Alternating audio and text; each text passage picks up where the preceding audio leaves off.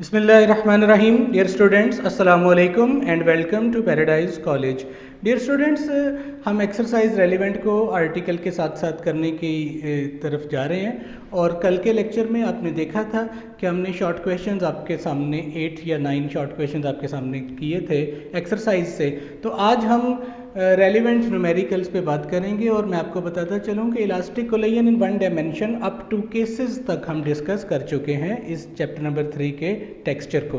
तो आइए आज हम न्यूमेरिकल्स पे बात करते हैं और हम उन्हीं न्यूमेरिकल्स को डिस्कस करेंगे जिनके आर्टिकल्स आपने पढ़े हैं। डियर स्टूडेंट्स, जो 3.1 फर्स्ट न्यूमेरिकल है वो मैं आप लोगों को दे रहा हूँ करने के लिए बतौर असाइनमेंट, क्योंकि वो इंतहाई सिंपल न्यूमेरिकल है और ये मोशन की इक्वेशन से आपने इसको सॉल्व करना है। तो मैं 3.2 से आज अपनी बात को शुरू करूंगा।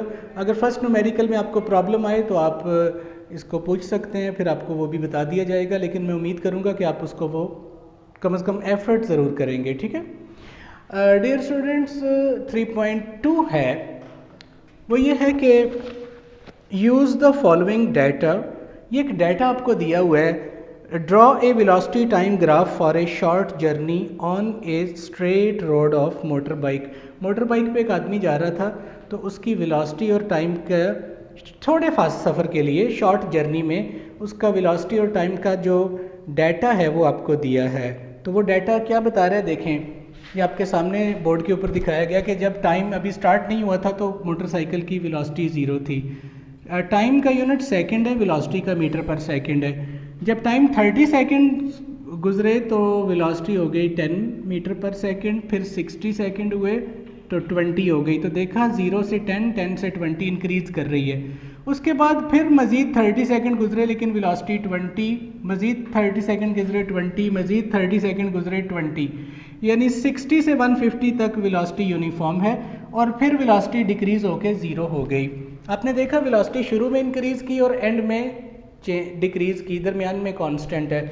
हमसे पूछ रहे इनिशियल एक्सेलरेशन फाइंड करें, फाइनल एक्सेलरेशन फाइंड करें और उस मोटरसाइकिलिस्ट ने कितना सफ़र तय किया वो फाइंड करें, लेकिन ये सारा कुछ ग्राफ को यूज़ करते हुए करना है। तो आइए सबसे पहले वेलोसिटी टाइम ग्राफ को आपके सामने ड्रॉ करते हैं। आफ्टर दिस हम इसकी कैलकुलेशंस की तरफ आएंगे। बच्चों, आपको ये बात तो बड़ी अच्छी तरह से पता है कि वेलोसिटी टाइम ग्राफ बनाते हुए हम क्या करते हैं कि एक्स एक्सिस पे टाइम को लेते हैं। ठीक है, टाइम इंडिपेंडेंट वेरिएबल है यहाँ पर, तो एक्स एक्सिस पे आपने लिया टाइम और साथ में उसका लिखते हैं कि हम इसका यूनिट सेकंड में ले रहे हैं। और वाई एक्सिस के अलोंग आप बताते हैं वेलोसिटी।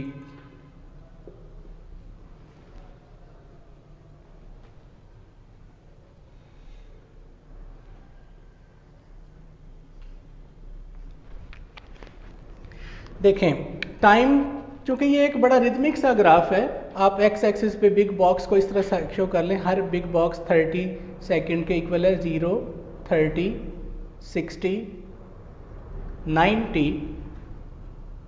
120, 150, 180। हम चूंकि यहाँ पे रियल में ग्राफ नहीं बना रहे, वरना ग्राफ के लिए स्केल सेलेक्ट करना एक बाकायदा एक सब्जेक्ट है, एक तरीका कार है। वेलोसिटी में देखें तो आपके पास 10 और 20 दो ही वैल्यूज़ हैं जो रिपीट हो रही हैं। तो फर्स्ट बिग बॉक्स आप लगते हैं 10 मीटर पर सेकंड, वेलोसिटी का यूनिट हम यूज़ कर रहे हैं मीटर पर सेकंड, और अगला फिर बिग बॉक्स पे वैल्यू हो जाएगी 20 मीटर पर सेकंड। आइए इस ग्राफ को ड्रा करें। जब टाइम 0 था तो वेलोसिटी भी 0 थी, तो पहला पॉइंट तो आपका ये आ गया। ठीक है, जब टाइम 30 सेकंड हुआ तो वेलोसिटी हुई 10 मीटर पर सेकंड। देखिए, तो ये आपका पॉइंट आ गया जिस पॉइंट पे आपने देखा 30 सेकंड गुजरने पे वेलोसिटी 10 मीटर पर सेकंड हो गई। ये स्ट्रेट लाइन आपको नज़र आ रही है। मज़ीद देखें, जब टाइम 60 सेकंड हुआ तो velocity 20 metre.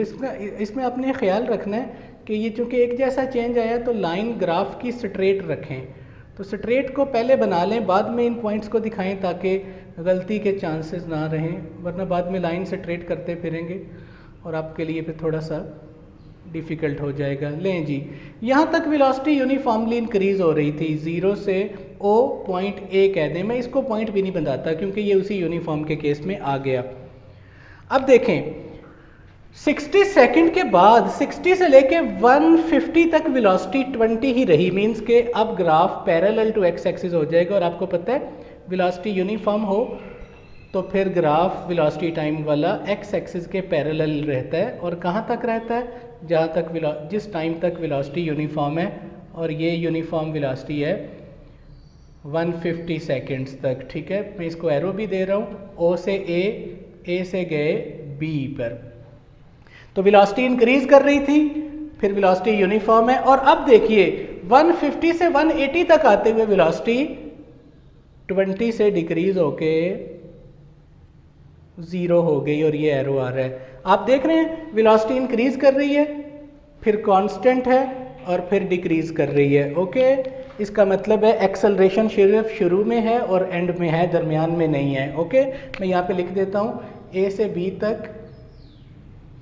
Velocity is uniform, और जब इंक्रीज यहाँ ओ से ए तक मैं लिखता हूँ वेलोसिटी इज इंक्रीजिंग यूनिफॉर्मली। ठीक है, ये ना भी लिखें इट्स ओके, आपको स्ट्रेट लाइन। और यहाँ वेलोसिटी इज डिक्रीजिंग यूनिफॉर्मली। आइए अब हम चलते हैं, इस ग्राफ में मजीद पॉइंट्स भी बता दीजिए। ओ ए बी, इसका नाम रख दें सी, इस पॉइंट को कहते हैं डी, इसे कहते हैं ई, ताकि जब हम एरिया की बात करें तो पॉइंट्स हमारे पास मौजूद हों। चलते हैं इनिशियल एक्सेलरेशन की तरफ। तो इनिशियल एक्सेलरेशन ए आई, एक्सेलरेशन किसको कहते हैं? Rate of change of velocity, उसकी मैग्नीट्यूड फाइंड करने लगे हैं। बताएं बेटा, शुरू में वेलोसिटी 0 से कहाँ तक चेंज हुई? 20 तक। तो चेंज लेने का क्या तरीका है? फाइनल माइनस इनिशियल, और टाइम कितना लगा 0 से 60 सेकेंड, तो 20/60 ये आ जाएगा 1/3 मीटर पर सेकेंड स्क्वायर। और ये पॉइंट का जो इसका करेक्ट आंसर है, इसका करेक्ट आंसर है 0.33 मीटर पर सेकेंड स्क्वायर। ये एक्सेलरेशन पॉजिटिव है, इसका मतलब है वेलोसिटी इंक्रीज कर रही है, और आपको नजर भी आ रहा है। बी पार्ट,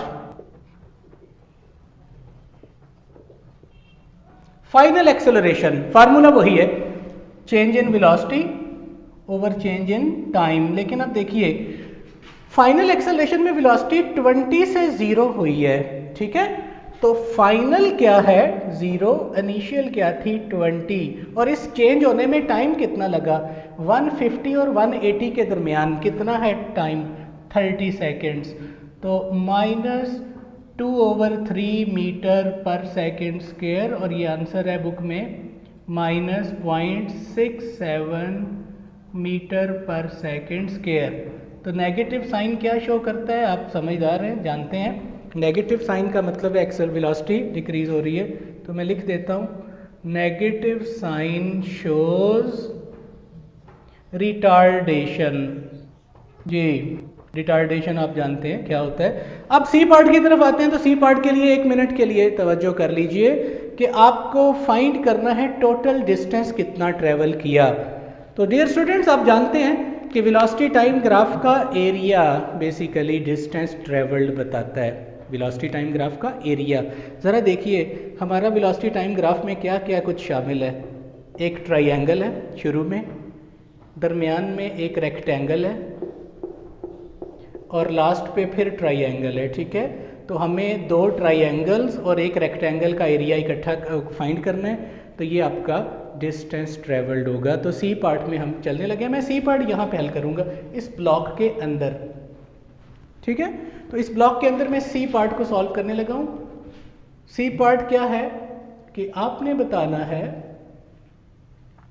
टोटल कितना डिस्टेंस ट्रेवल्ड। मैं इसको स्टेप में लिखूंगा, बराबर होगा, क्योंकि ये बात आप पढ़ के आए हैं, area of velocity time graph. तो बताइए डिस्टेंस ट्रेवल्ड एस, हमारा वेलोसिटी टाइम ग्राफ किस किस पर मुश्तमिल है? तो हम लिखते हैं शुरू में कि बेसिकली ये है एरिया ऑफ ट्राइंगल, जो नाम रखे हैं OAD, नाम जो दिल करे आप रख सकते थे, plus area of rectangle ABED plus फिर लास्ट पे ट्राइंगल है, एरिया ऑफ ट्राइंगल BCE। आइए, आपको पता है रेक्टेंगल का एरिया लेंथ इनटू विड्थ होता है और ट्राइंगल का area half length into width होता है, ठीक है। एक रेक्टेंगल में से दो ट्राइंगल्स निकलती हैं, तो ये बात हमने इससे पहले भी की है। तो ट्राइंगल का एरिया में आता है हाफ लेंथ विड्थ, फिर रेक्टेंगल का एरिया लेंथ विड्थ, उसके बाद फिर ट्राइंगल है तो ट्राइंगल का फिर एरिया हाफ लेंथ विड्थ। जी, पहले ट्राइंगल पे बात करें तो लेंथ कितनी है, 0 से 60 तक, कितनी वैल्यू है 60, और विड्थ है यहाँ से यहाँ तक, तो ये कितना है 20। इसकी लेंथ कितनी है देखें, 30 + 30 + 30, यहाँ से यहाँ तक लेंथ, तो ये बनेगी 90, और विड्थ तो 20 ही है। लास्ट पे देखें लेंथ कितनी है, 150 और 180 के दरमियान कितना है डिफरेंस, 30 एंड 20। बच्चों आपने इसको सॉल्व कर लेना है। सॉल्व करेंगे तो मैं आपको अब इसका आंसर बता देता हूँ क्या आएगा। ये 210 हो जाएगा तो ये आएगा 600 मीटर प्लस 1800 मीटर प्लस ये आएगा 300 मीटर, ठीक है। तो आपको मैं बताता चलूँ कि जब ये बनेगा 2700 मीटर, अगर आप इसको किलोमीटर में लें तो 2.7 किलोमीटर, ये आपका रिजल्ट है, हेंस द रिक्वायर्ड। तो ये आपका एक न्यूमेरिकल कंप्लीट हुआ। आगे चलते हैं जी स्टूडेंट्स, 3.3 न्यूमेरिकल। इसको आपने समझना है कि एक प्रोटॉन एक पार्टिकल, आप जानते हैं प्रोटॉन एक न्यूक्लियस का एक फंडामेंटल पार्टिकल है। वो स्पीड, इस स्पीड से मूव कर रहा है 1 × 10⁷ मीटर पर सेकेंड, काफ़ी हाई स्पीड है, ठीक है। और उसको गुजरना पड़ता है एक थिक शीट में से पेपर की, और वो इससे इमर्ज करता है इस स्पीड से। ज़रा इसको समझ लें। फॉर एग्जांपल के आप मान लीजिए कि ये एक प्रोटॉन है, हालांकि एक बहुत बड़ा बॉडी आपको दिखा रहा हूँ, इसको एक ये ट्रैवल करता हुआ आता है और एक शीट में से उसको आर पार गुजरना है। कॉमन सेंस की बात है, जब ये शीट से आर पार होके गुजरेगा तो इसकी स्पीड कम हो जाएगी या उतनी ही रहेगी, लाजमी बात है, शीट की अपनी एक रुकावट है, ठीक है। तो जब ये शीट में से आर पार होके गुजरेगा तो स्पीड इसकी ज़्यादा से कम हो जाएगी। यही वजह है कि जब वो इमर्ज करते हैं तो स्पीड इसकी कम हो जाती है। 2 × 10⁶ कम हो गई, पहले पावर 7 थी। और कितनी थिकनेस है शीट की वो आपको बताई गई है। कहते हैं कि फ़र्ज़ करें कि एक्सेलरेशन जो नेगेटिव है वो यूनिफॉर्म है, डिसेलरेशन जिसको कहते हैं, तो उस रिटार्डेशन, उस नेगेटिव एक्सेलरेशन को फाइंड करें। एक आपने एक एक्सेलरेशन को फाइंड करना है, और सेकंड आपको पूछता है कि वो कितना टाइम लेगा, कब, जब वो शीट में से, यानी कि शीट के पास पहुंचा और शीट को क्रॉस करने में कितना टाइम लेगा। आइए इसका डाटा लिखते हैं, फिर हम इसकी बात करेंगे। Given that initial speed of proton, that is Vi, 1.0 10⁷ meter per second. Final speed of proton, that is Vf, 2 × 10⁶, तो कम हो गई है, पावर 7 से 6 देख लें। Thickness of the sheet, sheet की थिकनेस बेसिकली वो डिस्टेंस है जो उसको ट्रेवल करना पड़ा जब उसकी स्पीड ज़्यादा से कम हुई। तो thickness of the sheet basically वो डिस्टेंस है जिस दौरान उसकी स्पीड कम हुई। तो ये थिकनेस आपको दी है 0.020 सेंटीमीटर। इसको स्टैंडर्ड यूनिट में कन्वर्ट कर लें तो इंटू 10⁻100 पे डिवाइड करके ये आ जाएगी आप इसकी साइंटिफिक नोटेशन भी बनाना चाहें तो बना सकते हैं 1 2, तो ये बन जाएगा 2.0 इंटू 10 की पावर -4 मीटर। ठीक है, थिकनेस ऑफ द शीट आपके पास है। आपने बेटा दो चीज़ें फाइंड करनी है। नंबर एक, रिटार्डेशन फाइंड करना है। रिटार्डेशन एक एक्सेलरेशन ही होता है, बस नेगेटिव एक्सेलरेशन होता है, तो आपका आंसर नेगेटिव में आएगा, देखना। नंबर टू, कितना टाइम लिया, टाइम टेकन करनी है। आइए चलते हैं सॉल्यूशन की तरफ। If you are familiar about motion और इक्वेशंस ऑफ मोशन, देन आपके लिए बिल्कुल मुश्किल नहीं है, बहुत आसान चीज़ है। तो इसकी इब्तिदा करने लगे हैं। बच्चों ये देखिए ज़रा कि हमारे पास मोशन की फर्स्ट इक्वेशन नहीं लगा सकते क्योंकि एक्सेलरेशन और टाइम दोनों ही नहीं है। सेकंड को अगर हम लगाते हैं तो सेकंड से हमारी बात जो है वो s is equal to V I T plus half A T square. तो सेकंड में भी एक्सेलरेशन और टाइम दोनों है, आते हैं, दोनों नहीं है, तो एक इक्वेशन से दो तो फाइंड नहीं, तो यहाँ थर्ड इक्वेशन देगी जिसमें टाइम नहीं है।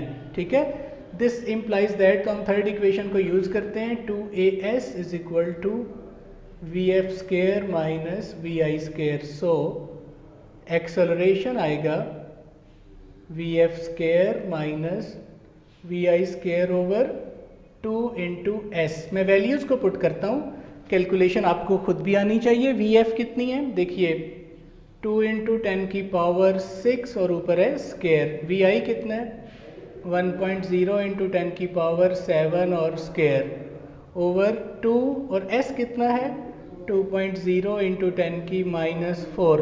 तरीके से सॉल्व करने, पावर लें तो ये आएगा 4 इंटू 10 की पावर 6 2 12 माइनस 1.0 इंटू 10 की पावर 14, 2 2 4 इंटू 10 की पावर -4। कैलकुलेशन करते हुए कुछ बच्चे बेवकूफ़ी करते हैं, ये 4 कैंसिल करेंगे, ऐसा नहीं करना। जब तक कॉमन नहीं लेंगे तो ये नीचे वाले फैक्टर से डिवाइड नहीं हो सकता। अब देखें बेटा, इसको सॉल्व करने का तरीका मैं आपको बताता हूँ कि मैक्सिमम पावर कितनी कॉमन आती है। तो देखिए मैक्सिमम पावर 12 कॉमन आ रही है, 4 माइनस, तो 12 कॉमन चली गई तो 2 बच गई। 10 की पावर 2 का मतलब है 100 ओवर 4 इंटू 10 की -4। अब आप इसको इसके साथ एडजस्ट कर सकते हैं। ये पावर -4 ऊपर आके +4 होगी। जब -4 पावर ऊपर आकर +4 होगी तो आएगा, ये बचेगा 4 में से 100 -96 इंटू 10 की 12 इंटू 10 की +4 ओवर 4। तो ये 10 की पावर आ जाएगी 16, और -96 को 4 पे डिवाइड करेंगे तो ये आ जाएगा 24 unit metre per second square. Scientific notation में बना लें तो 2.4 इंटू 10 की 17 मीटर पर सेकेंड स्क्वायर। तो ये नेगेटिव साइन क्या शो कर रहा है, रिटार्डेशन। ओके, कि acceleration negative, negative sign indicates retardation. आइए बी पार्ट की तरफ चलते हैं नाउ। अब बी पार्ट आप जहां से दिल करें, फर्स्ट इक्वेशन से कर लें या सेकंड से कर लें, आपकी मर्जी। फर्स्ट इक्वेशन से करते हैं तो देखिए V F is equal to V I plus A T. यहाँ पे आपने देखना है टाइम किसके बराबर आएगा बेटा, V F minus V I over A. Please गौर कीजिएगा, मैं एक फैक्टर अब इसको मैं आपको नेक्स्ट करूँगा, ये आपने सॉल्व करना है, बस समझना है कि किस तरह करना है। ये आप करेंगे खुद, वी एफ को पुट करेंगे, आपके पास है, वी आई को पुट करेंगे, कम में से ज़्यादा वैल्यू माइनस करें तो आंसर नेगेटिव आता है। ठीक है, तो आपका एक्सेलरेशन वो भी नेगेटिव है, तो नेगेटिव साइन दोनों तरफ से बैलेंस हो जाएगा, तो टाइम आपका पॉजिटिव ही आएगा। बाकी आपने जस्ट वैल्यूज़ को पुट करनी है और यहाँ पे रिजल्ट लेना है। मैं उम्मीद करूँगा कि ये आप ज़रूर करेंगे। ठीक है, तो ये इस पार्ट में कुछ नहीं है, जस्ट वैल्यूज़ को पुट करना है और प्लस माइनस करके डिवाइड कर देना। तो ये आपने इस पार्ट को सॉल्व करना है, ये मैं आपको दे रहा हूँ। स्टूडेंट्स चलते हैं न्यूमेरिकल नंबर 4 पर, 3.4। ज़रा 3.4 को देख लीजिए।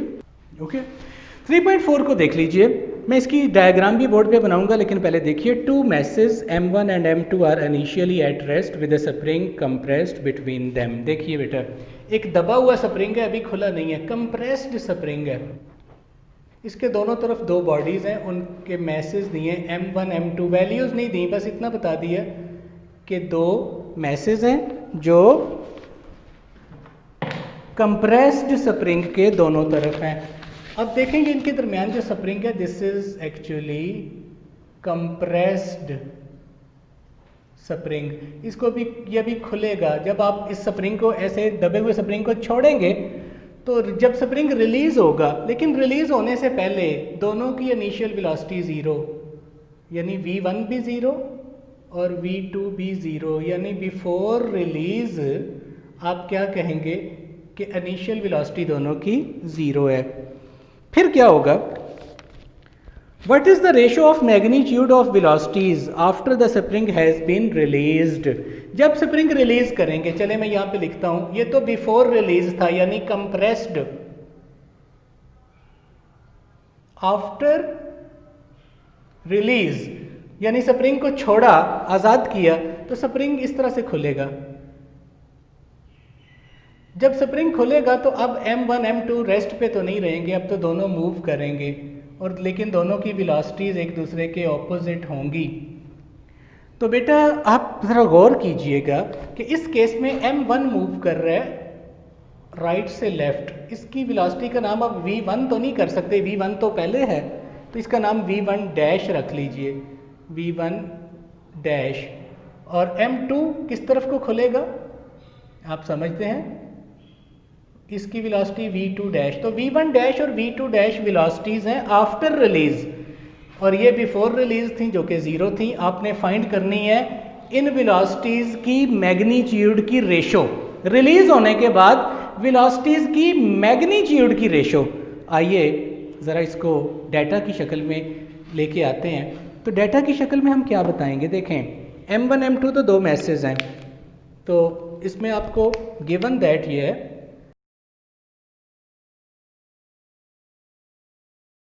of m1 that is v1 0, इसी तरह इनिशियल वेलोसिटी ऑफ m2 ये v2 है और ये भी ज़ीरो, दोनों ज़ीरो है शुरू में रिलीज होने से पहले कंप्रेस्ड स्प्रिंग में। तो रिलीज होने के बाद आपको final velocity of m1 that is v1 dash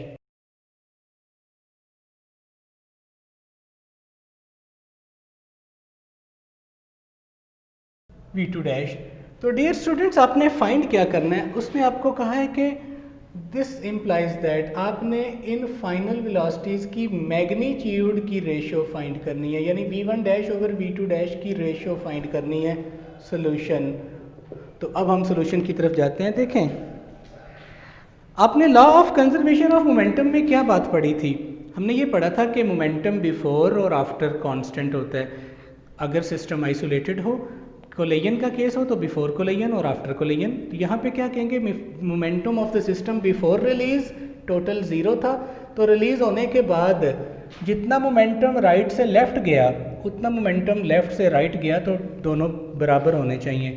तो इक्वेशन क्या है, m1 v1 plus m2 v2 is equal to m1 v1 dash plus m2 v2 dash, लेकिन साथ में लिखा माइनस का साइन। यहाँ पे बच्चे कंफ्यूज होंगे ये माइनस क्यों लिखा है, तो बेटा आप देख रहे हैं v1 डैश और v2 डैश एक दूसरे के ऑपोजिट हैं, तो वेक्टर फॉर्म में जब हमने इसके रिजल्ट को लिखा तो माइनस आ गया हेयर। अब आप मैग्नीट्यूड फॉर्म में इसको ले आए, v1 0 v2 0, ये सारा रिजल्ट आएगा 0, m1 v1 dash minus m2 v2 dash. इसको इस तरफ ले जाइए तो m2 v2 dash is equal to m1 v1 dash. हमने क्या फाइंड करनी है, रेशो, तो v1 dash over v2 dash, ratio आ गई m2 ओवर m1। एक तो ये रिजल्ट है जो आपकी बुक में दिया है, ठीक है। इसका एक रिजल्ट और भी बन सकता है, फोकस करना थोड़ा जो, और आप इसको ऐसे भी लिख सकते हैं v1 dash over v2 dash. Please गौर कीजिएगा, 1 वाला फैक्टर ऊपर लेके आना है, तो ये 1 ओवर बन जाएगा, यानी ये इसका डिनोमिनेटर बनेगा m1 ओवर m2। प्लीज़ क्या इसका मतलब हुआ, गौर कर लीजिए।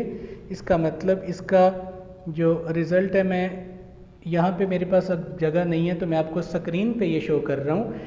आपने इस स्क्रीन के पॉइंट को आपने नोट कर लेना है, स्क्रीन शॉट में ले लें जैसे भी, कि आफ्टर रिलीज वेलोसिटीज़ की रेशो की मैग्नीट्यूड मैस की रेशो के रेसिप्रोकल के बराबर है। यानी मैस रेशो का जो रिजल्ट आएगा उसका रेसिप्रोकल, उसका उलट ले लें तो वो वेलोसिटी की मैग्नीट्यूड्स की रेशो है। ठीक है, तो ये रिजल्ट क्या लिखा है स्क्रीन पे, ज़रा गौर से देख लीजिए।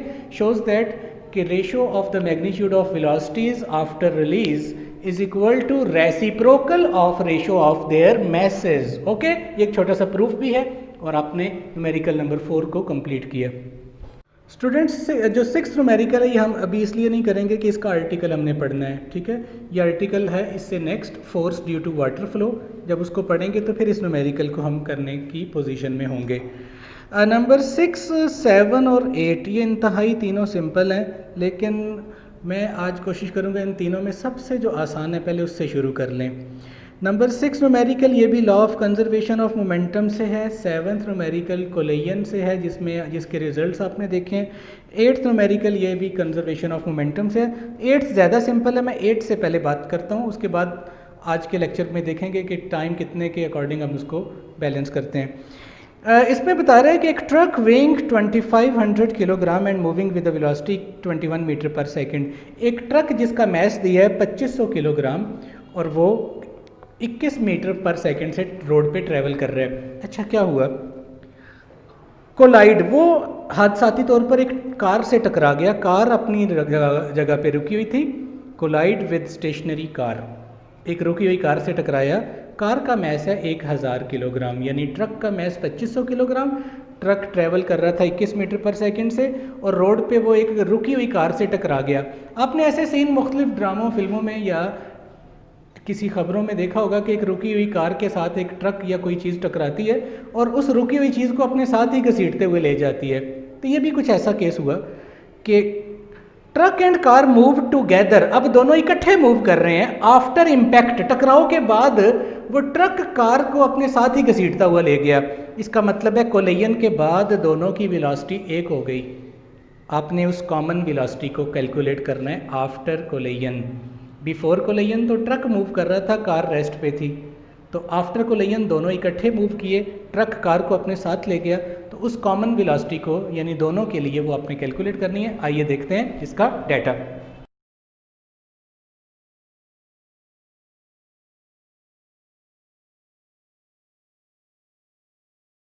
मैस ऑफ द ट्रक को आपने m1 कह दिया 2500 किलोग्राम। और देखें 1 आपने अगर ट्रक के लिए सिलेक्ट किया तो फिर आप लिखेंगे उसकी initial velocity of truck v1 21 meter per second. दूसरा बॉडी कार है तो mass of car m2 1000 kilogram और कार एट रेस्ट थी तो कार की v2, क्योंकि 2 आपने कार के लिए सिलेक्ट किया तो उसकी initial velocity v2 that is 0। अब हमने क्या बताया कि इम्पैक्ट के बाद ट्रक कार को अपने साथ ले गया घसीटता हुआ। तो अब बताएं, कुल आफ्टर इम्पैक्ट दोनों की वेलोसिटी सेम हो गई। मैं यहाँ पे हवाला देता हूँ। आफ्टर इम्पैक्ट जो कार ट्रक की इनिशियल वेलोसिटी बनी वही जो ट्रक की फाइनल वेलोसिटी बनी v1 डैश, क्योंकि इनिशियल तो v1 थी, वही कार की फाइनल वेलोसिटी बनी v2 डैश। और इसका नाम फिर v डैश कर लें क्योंकि v1 जब सेम हो जाए तो 1 2 का फर्क नहीं रहता। दिस इज कॉमन वेलोसिटी और आपने ये कैलकुलेट करनी है। You have to find common velocity after collision. तो आइए, मोमेंटम का लॉ यहाँ पर अप्लाई होगा। आपके सामने डाटा है, solution. We know that momentum before collision m1 v1 plus m2 v2 is equal to m1 v1 dash. जी स्टूडेंट्स, v2 0 था, ये सारा फैक्टर 0 हो जाएगा। m1 v1 plus 0 is equal to, देखें v1 डैश और v2 डैश दोनों v dash है तो m1 v dash plus m2 v dash, ताकि हम v डैश को कॉमन ले सकें। जब v डैश को कॉमन लेंगे तो m1 प्लस m2, और इस तरफ ये ज़ीरो ख़त्म हो गया। तो बताइए v डैश किसके बराबर आएगा, m1 v1 over m1 plus m2।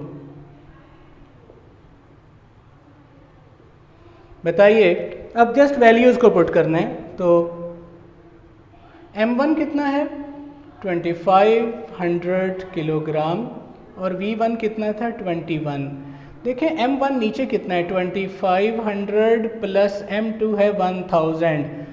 नीचे वाले फैक्टर को ऐड करें, सो v डैश आपके पास आएगा। ऊपर रिजल्ट क्या आएगा 2500 मल्टीप्लाइड बाय 21 और नीचे आएगा 3500।